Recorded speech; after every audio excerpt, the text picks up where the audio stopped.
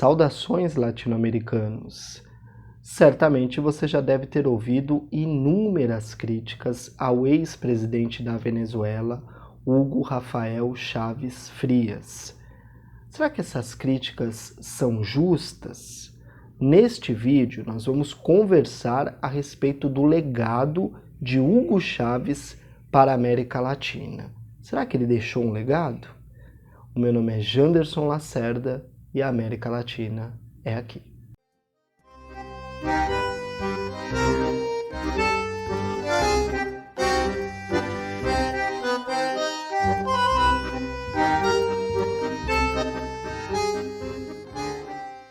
Toda vez que alguém fala em Hugo Chávez, já uma série de críticas são formuladas. Normalmente, críticas mal fundamentadas, né?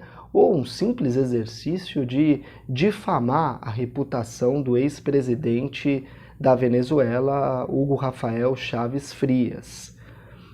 O fato é que, para falar do Hugo Chávez, é preciso falar dos Estados Unidos. Parece uma coisa antagônica, e na verdade mas as críticas infundadas ao ex-presidente da Venezuela, elas não existiriam sem que os Estados Unidos ele formulasse e influenciasse essas narrativas que circulam aqui pela América Latina. Então, talvez a frase do Milor Fernandes, uma frase bastante importante sobre democracia e ditadura, ela se encaixe bem nessa discussão. O Milor Fernandes dizia que democracia é quando eu mando em você, ditadura é quando você manda em mim. Eu estou usando essa frase porque a concepção dos Estados Unidos é uma concepção imperialista para a América Latina, para o Caribe. Os Estados Unidos, eles querem dominar e dominam a região. Então, tudo aquilo que se opõe aos interesses estadunidenses não serve.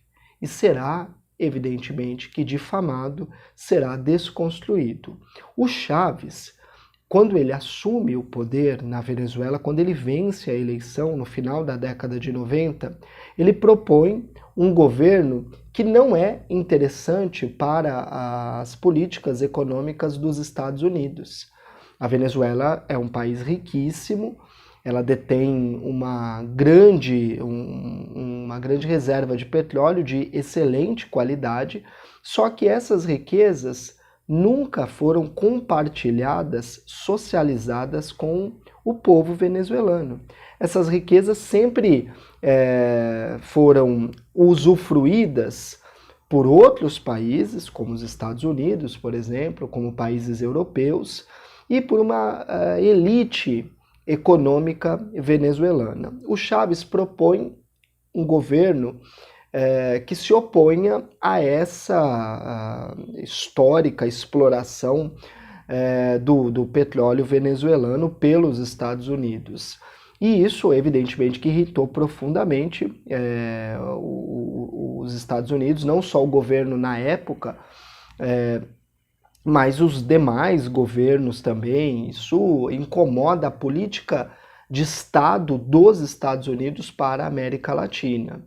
Então esse é o primeiro ponto. As narrativas, as críticas ao Chávez, normalmente elas partem de uma narrativa imperialista, uma narrativa dos Estados Unidos que visa difamar Hugo Chávez por conta da política que ele estabeleceu na Venezuela, que não era mais uma política que agradava os Estados Unidos, que não colocava a Venezuela como um país submisso, subalterno aos Estados Unidos, pelo menos não em relação às suas riquezas ou à sua maior riqueza, que é o petróleo. Então não se pode fazer crítica ao Hugo Chávez? Não, se pode e se deve fazer uma crítica, desde que ela seja bem fundamentada. Por exemplo, no caso da Venezuela, há um grave problema na economia venezuelana, que é a falta de diversificação dessa economia. A Venezuela vive de uma monocultura, não é um país industrializado, a Venezuela depende exclusivamente do petróleo e o Chávez não conseguiu diversificar a economia do país. claro que isso não é uma tarefa fácil, e ele ficou pouco tempo no governo, mas foi mais de uma década, mas isso é insuficiente para uma transformação dessa magnitude, né, uma transformação econômica do país. Também tem problema com relação à evasão de divisas econômicas, que é muito semelhante ao que acontece aqui no Brasil, mas de modo geral o Chávez é uma figura extremamente importante para a Venezuela e para a América Latina, porque o Chávez ele recupera o ideal bolivariano de unidade latino-americana. Por isso que ele propõe a CELAC, que é uma proposta que reúne aí uma comunidade que reúne todos os países da América do Sul e também do Caribe, mais o México, e exclui os Estados Unidos e o Canadá, que é algo fundamental, porque o Simão Bolívar já percebia isso muito antes do Chávez, que era impossível uma soberania da América Latina, do Caribe, dos países da América Latina, do Caribe, com os Estados Unidos na jogada e, claro, que com a Europa. Não dá para ter soberania aqui com os Estados Unidos metendo o bedelho na nossa política ou a Europa participando ativamente aqui dos processos internos latino-americanos e caribenhos. O Chávez, então, propôs a criação da CELAC. Isso foi fundamental para, pelo menos assim, reanimar os países, no sentido de que, para que fosse fomentada essa discussão de unidade latino-americana, não para que os países, isso é importante deixar claro, a ideia da unidade latino-americana é para buscar a soberania dos países da América Latina e do Caribe. Essa é a proposta, né? Porque não dá, de novo, para que você consiga...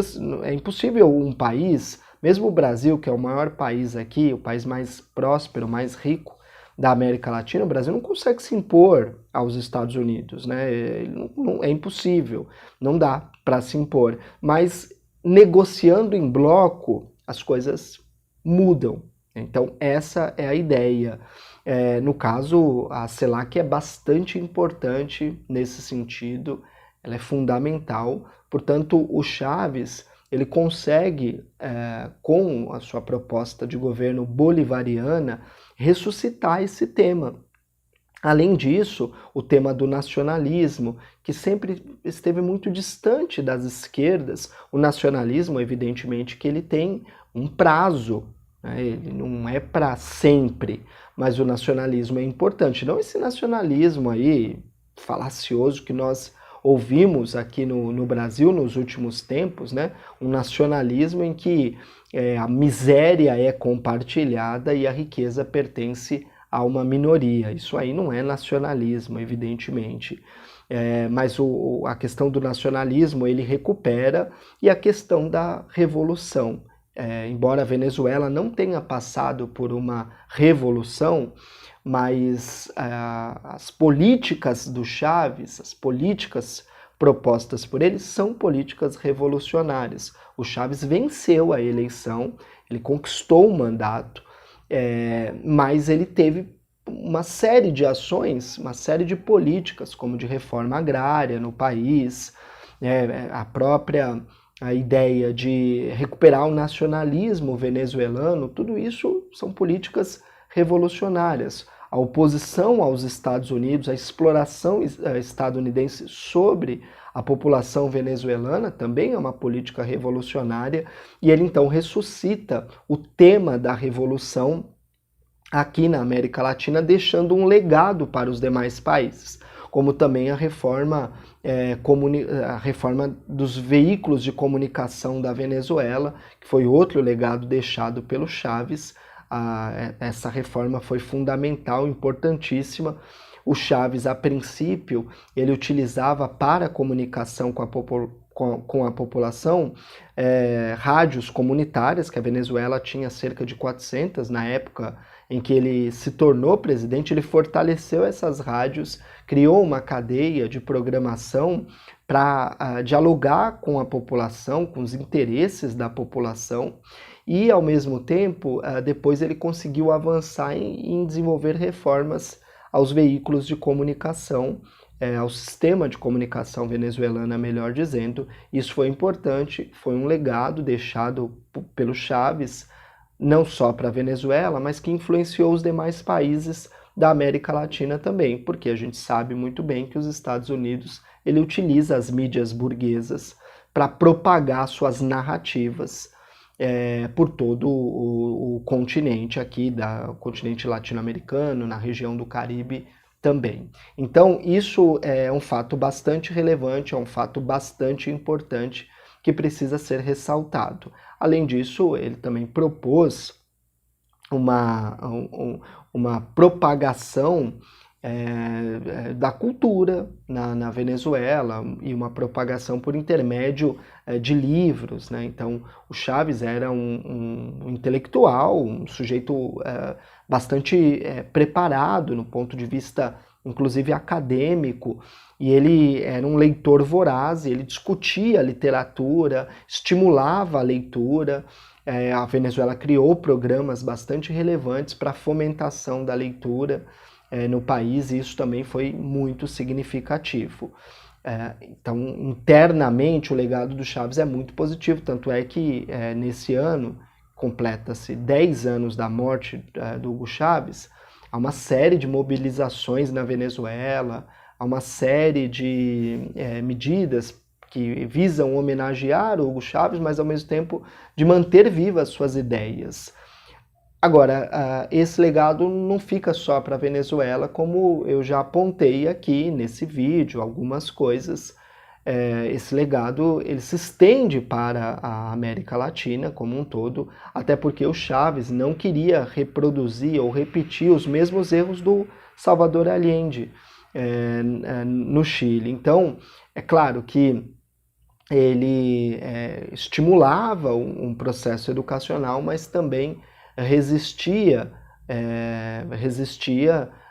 pensando na defesa do seu país, proporcionando uma reforma militar bastante considerável. Chávez também foi militar e ele realizou uma reforma militar que foi muito importante, porque é claro que isso é fundamental para que se mantenha uma soberania do país. E esse também é um legado deixado que influencia os demais países da América Latina.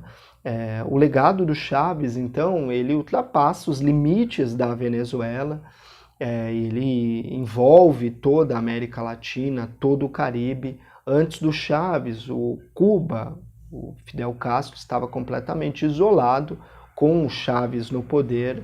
Inclusive as relações com Cuba elas são retomadas, a Venezuela passa a apoiar o regime cubano e, ao mesmo tempo, o Chávez consegue ressuscitar essa ideia de unidade latino-americana, que é muito importante para a soberania tanto da América Latina como dos demais países da região do Caribe, do México. A unidade latino-americana a qual eu me refiro, ela não é uma unidade só aqui dos países da América do Sul, mas visa uma unidade entre toda a comunidade, ou seja, os países que estão no Caribe mais o México, daí, portanto, a criação da CELAC, que é algo fundamental para que a gente consiga, pelo menos, imaginar num futuro não tão distante, ser possível alcançar uma unidade latino-americana, o que nos tornaria livres do imperialismo estadunidense e do colonialismo europeu.